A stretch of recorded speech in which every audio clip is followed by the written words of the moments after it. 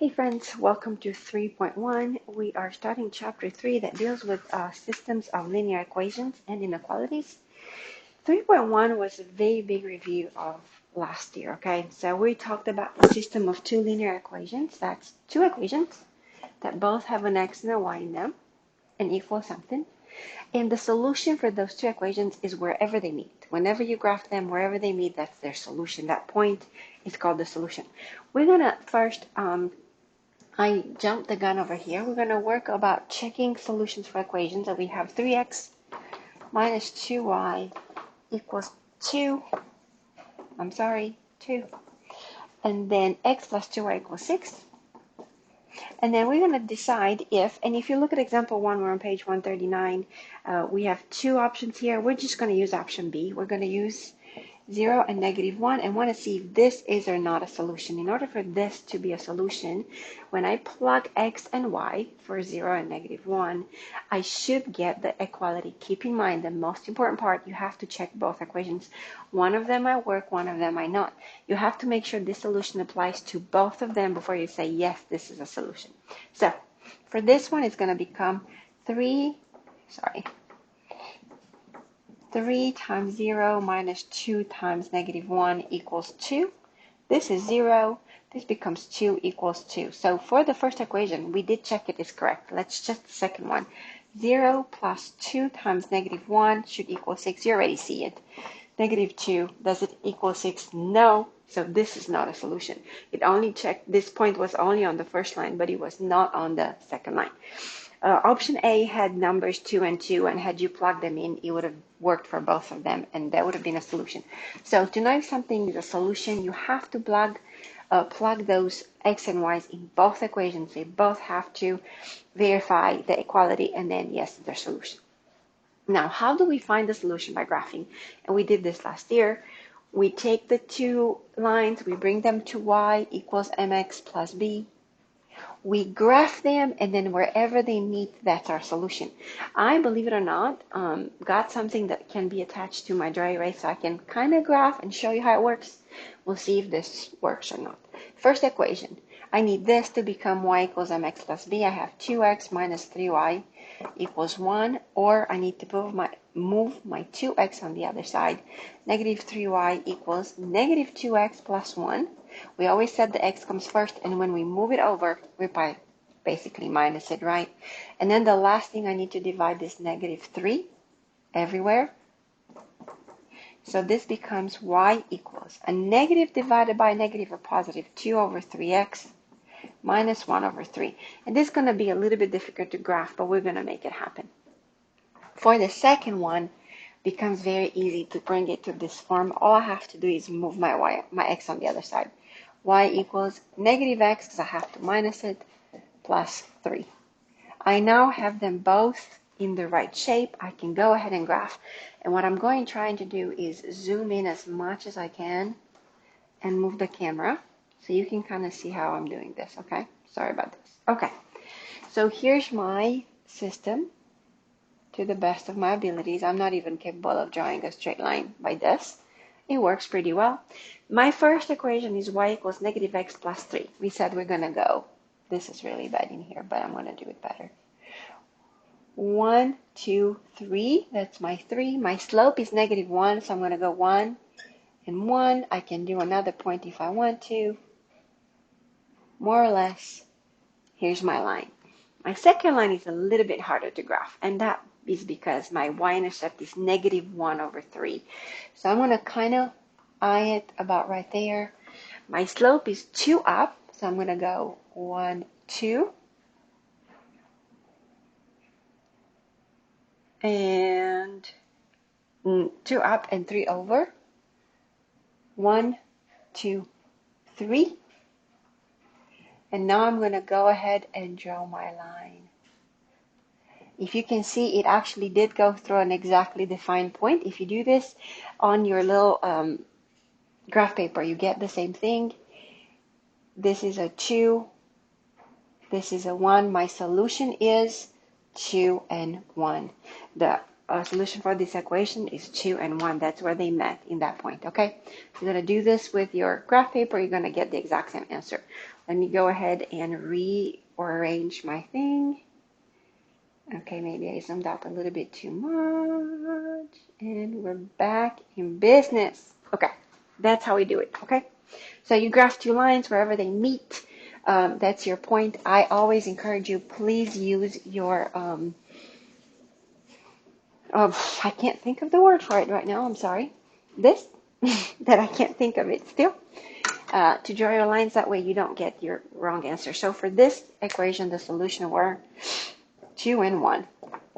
Now, we talked in class that we can have a system of equation with one solution, that means they meet, but we can also have a system of equation of infinite solution. And also we have system of equations that have no solution, okay? So let's look at this number 2. My first equation will become, and I don't have a lot of space, I'm going to do my best at doing this, negative 2y equals negative 3x plus 6. When I divide by that negative 2, y equals 3 over 2, it's a positive, x minus 3, right? 3 divided by 2 is 3 over 2, negative by negative, a positive. Positive 6, negative 2, negative 3. For my second one, 6x minus 4y equals 12. Oh, I don't need to rewrite this, I'm sorry. I'm going to move my 6 on the other side. Negative 4y equals negative 6x plus 12. When I divide that negative 4, I become a positive, right? And also 6 over 4 can be reduced to 3 over 2 x minus 3. What do you notice about these two equations? They're absolutely the same. Same slope, same y-intercept. There's nothing different, which basically means when I graph them, they're going to overlap, right? If I'd have to do this graph, I'm not even going to zoom in for the sake of this because it's not worth it. I'm going to go to negative 3, 1, 2, 3. My slope is 3 up and 2 over. There's my first line.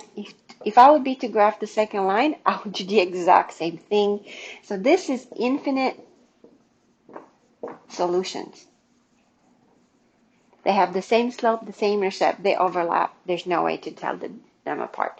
The last one, I'm not even going to have to graph. And here's why. If you look at number 3, 3x minus 2y equals 6. 3x minus 2y equals 2. Have you ever had the same thing to equal two different numbers? No, right?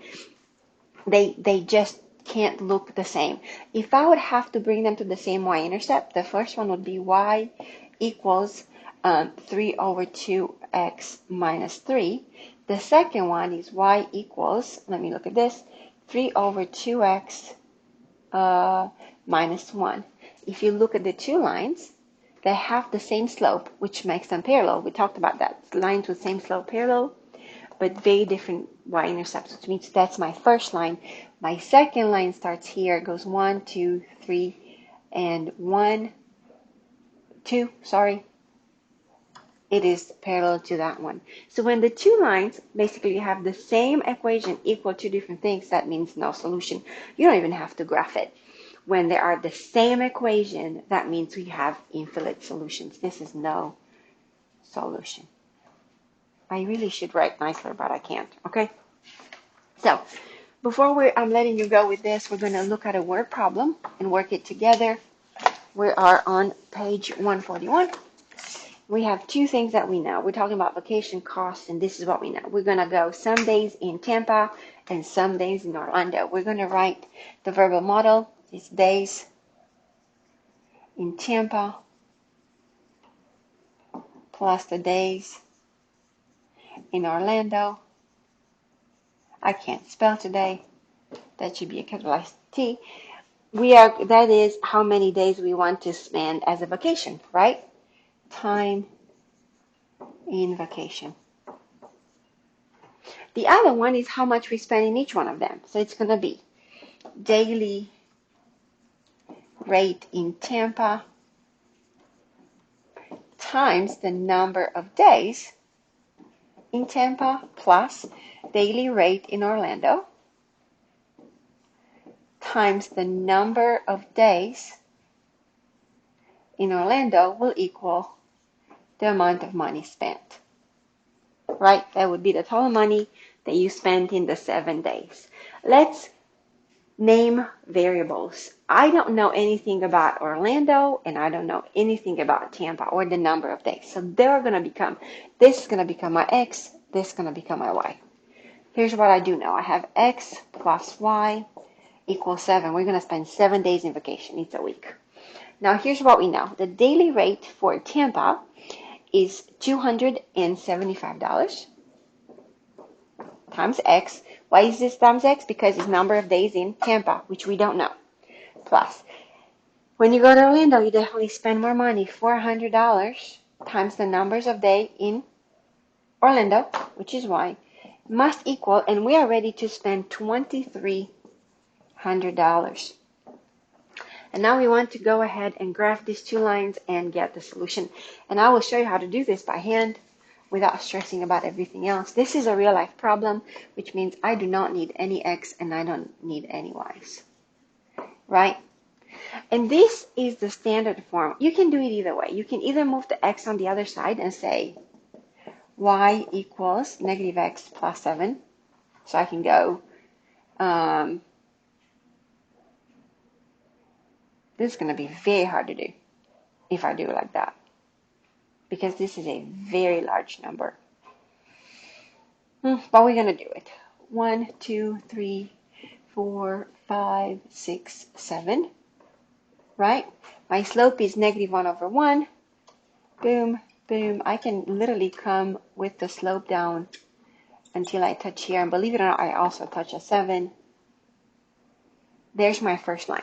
To do my second line, again, it's standard form. I can go, if X is 0, then I have 400, Y equals 2,300, or Y equals, if I do this by a calculator, we do not like these numbers, but it's okay, divided by 400, 5.75. And then I can make my Y 0, which means 275X equals 2,300. I divide by that, 2,300 divided by 275. My X is 8.36. And this is going to be a little bit difficult to play with, okay? But it's okay. Let's go. 575 for Y. 1, 2, 3, 4, 5. Right about right there, more or less. 836. 8 and a little bit right about right here. I'm going to cross it right here, I think. Well, no, I pushed it. I'm sorry. Here it is. They meet right about there. Okay, that's where they meet. And the question in here would be, it says how many days should you spend in each location. If you graph this correctly, you get 1, 2, 3, 4, and 3. We should spend, my X is 4 days in Tampa and 3 days in Orlando. How did we solve it? We got the equations done, we graphed them, and we were done. We could have brought this to the Y equals mx plus b. I don't think we would have gotten any better than this, than what we have, because of the values of this. But that's where they meet. If you use a ruler, I remember, a ruler. If you use a ruler, you shouldn't have any trouble graphing this stuff. So, this is it. This is 3.1. Good luck with your homework.